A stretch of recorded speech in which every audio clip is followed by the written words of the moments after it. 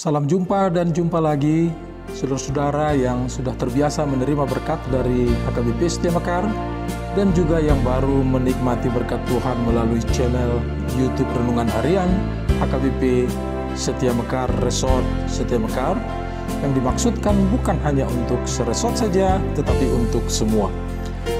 Kiranya seluruh warga jemaat setiap hari memperlihatkan ucapan syukur kepada Tuhan melalui wajah yang ceria dan hati yang penuh sukacita dan selalu bersyukur di dalam Tuhan.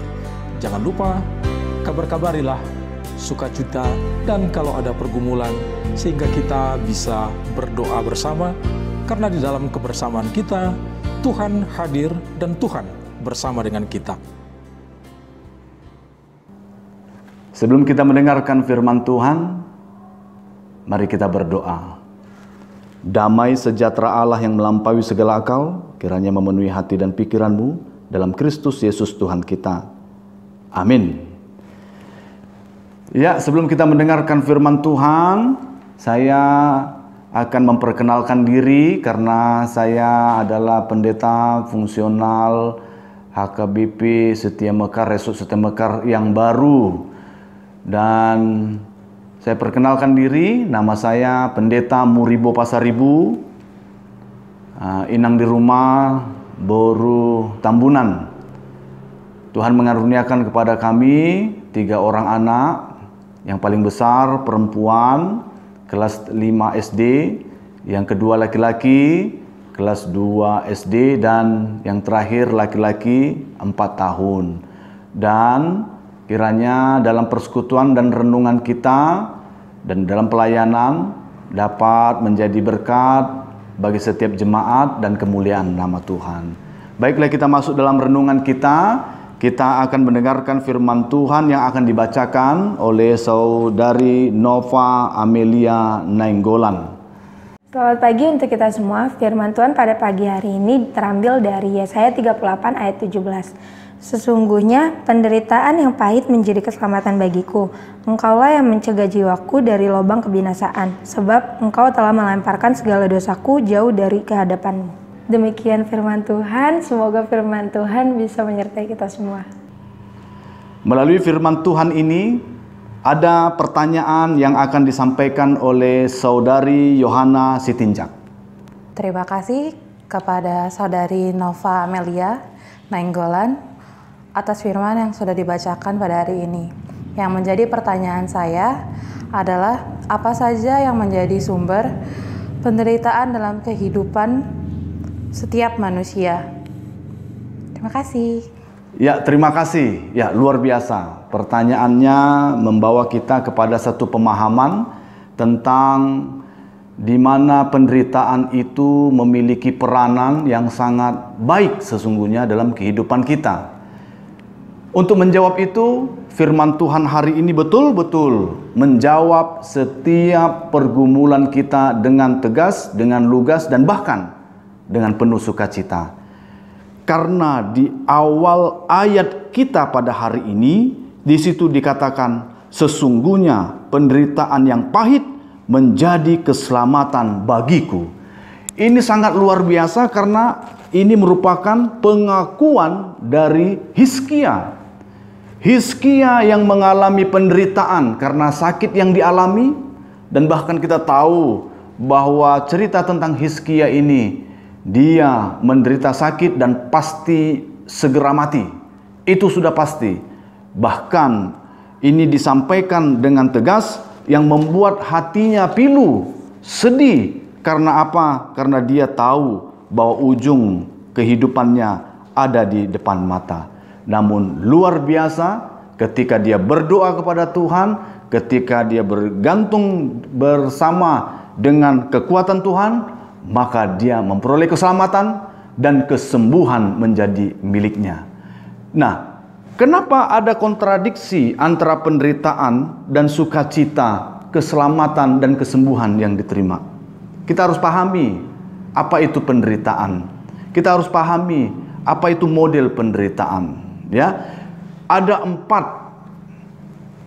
penderitaan yang dialami oleh manusia. Ada 4 sumber penderitaan. Yang pertama adalah dosa. Ya, manusia menderita karena dosa. Awal penciptaan manusia, Adam dan Hawa begitu bahagia di Taman Eden. Begitu luar biasa berkat Tuhan atas mereka. Bahkan Tuhan memberikan kebebasan untuk mengelola, menguasai Taman Eden itu beserta dengan isinya. Namun ketika mereka berdosa, mereka menderita. Ketika mereka berdosa, maka ancaman alam, bahkan setiap ciptaan yang lain itu menjadi dekat. Semuanya mengancam kehidupan mereka, dan bahkan mereka akan mengalami yang disebut dengan kematian. Nah, itu bagian yang pertama, sumber daripada penderitaan adalah dosa itu. Dan yang kedua, sumber penderitaan itu adalah iblis. Iya, kita tahu bahwa iblis sangat berperan aktif untuk membuat orang menderita. Cerita Ayub bisa kita lihat bahwa ketika Ayub yang adalah orang saleh, orang baik, orang yang betul-betul takut akan Tuhan, dia yang begitu terlihat betul-betul menjadi contoh dan teladan bagi orang lain untuk datang kepada Tuhan, menderita karena iblis. Nah, begitu ya. Iblis datang kepada Tuhan dan dia diizinkan oleh Tuhan untuk senantiasa menggoncang kehidupan daripada Ayub itu sendiri. Nah, ya, itu bagian yang kedua, iblis, ya. Bagian yang ketiga adalah manusia itu sendiri. Sumbernya manusia itu sendiri, baik dirinya ataupun orang lain. Dirinya ketika dia melakukan kesalahan, ketika dia melakukan kejahatan, dia akan menerima ganjarannya. Benar, ya. Jadi benar sekali bahwa ketika seseorang melakukan kesalahan, kejahatan, contohnya merampok, tangkap polisi, masuk penjara, menderita. Kan begitu ya? Nah, ketika dia mencopet, maka ketangkap hansip, ketangkap satpam, maka dilaporkan, akhirnya masuk penjara. Dan bahkan ada orang yang melakukan kejahatan, dipukuli, babak belur, menderita. Nah, karena dirinya. Dan yang kedua, karena orang lain. Mungkin kita melakukan kebaikan, mungkin kita berada di posisi yang benar, tapi ada orang lain yang mendatangkan penderitaan. Contohnya, misalnya kita berjalan di sebelah kiri, ya, berjalan di sebelah kiri atau yang disebut dengan di trotoar dengan baik, dengan benar, di jalur yang tepat, ya. Kita berjalan dengan baik, ternyata dari belakang ada orang naik motor, ya, naik motor dalam keadaan mabuk karena barusan dia minum minuman keras, dia mabuk dan akhirnya menabrak orang tersebut. Kan itu sangat menderita, ya, karena orang lain. Nah, itulah penderitaan yang dialami. Nah, yang keempat, penderitaan yang dialami karena seizin Tuhan, ya. Tuhan izinkan itu terjadi supaya kita bisa memaknai penderitaan kita itu dan melihat dengan mata hati secara langsung mengalami kasih Tuhan, keselamatan yang diberikan. Itulah yang dialami oleh Hizkia pada ayat ini, bahwa penderitaan yang adalah sakit penyakit yang akan mendatangkan kematian baginya, ternyata dia melihat secara pasti pertolongan Tuhan dan memberikan kesembuhan baginya. Ayub yang begitu betul-betul orang saleh, orang benar, diizinkan oleh Tuhan, digoncang oleh iblis, sehingga dengan demikian dunia melihat dia kuat, sehingga dengan kekuatan imannya ini menjadi makna yang baik, contoh teladan bagi orang lain. Yang senantiasa kuat dalam Tuhan, dia akan menang.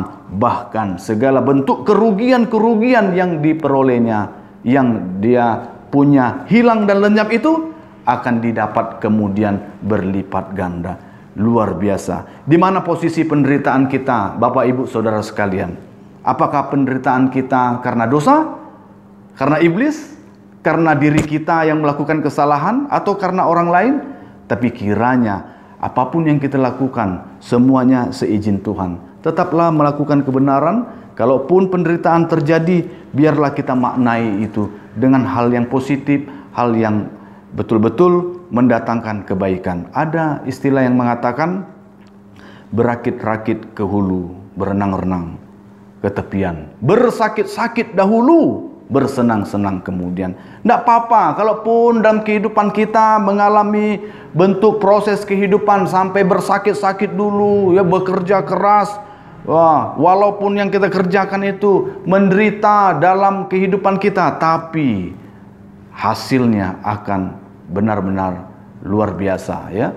Nah, apabila kita berjalan di jalan Tuhan meskipun sengsara, yakinlah ada ungkapan yang mengatakan, ya, sengsara membawa nikmat. Gitu ya. Ketika kita melakukan segala sesuatu sesuai dengan firman Tuhan, banyak orang-orang yang tidak senang dengan kita, banyak orang-orang yang menjauh dari kita. Tapi ingat bahwa ketika buahnya nanti terlihat, nikmat sekali dinikmati oleh kita, keluarga kita, dan banyak orang lain. Nah, oleh karena itu, mari bersama dengan kasih dan anugerah Tuhan, mari kita bisa melihat makna kehidupan kita, meskipun dalam kehidupan yang penuh dengan kesedihan, duka cita, kesengsaraan, ya, apapun itu yang kita alami, keadaan pahit, semuanya itu biarlah dengan positif kita lihat bahwa Tuhan ingin berkarya dalam kehidupan kita. Silahkan datang masalah, tapi kami tahu bahwa Tuhan lebih besar daripada masalahku. Ingat, lihat masalah itu dengan positif. Kepanjangan dari masalah yang boleh kita ungkapkan adalah masa Allah, ya, masa Allah bekerja. Biarkan masalah itu datang, tapi dengan itu kesempatan kita melihat masa Allah bekerja dalam kehidupan kita.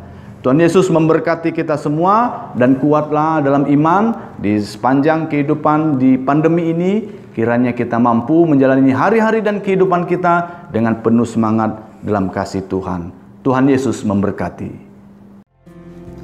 Saudara-saudaraku yang dikasihi Tuhan Yesus Kristus, kita sudah mendengarkan firman Tuhan yang luar biasa. Firman Tuhan ingin menjadikan kita menjadi generasi yang handal di dalam zaman kita ini dengan segala tantangannya.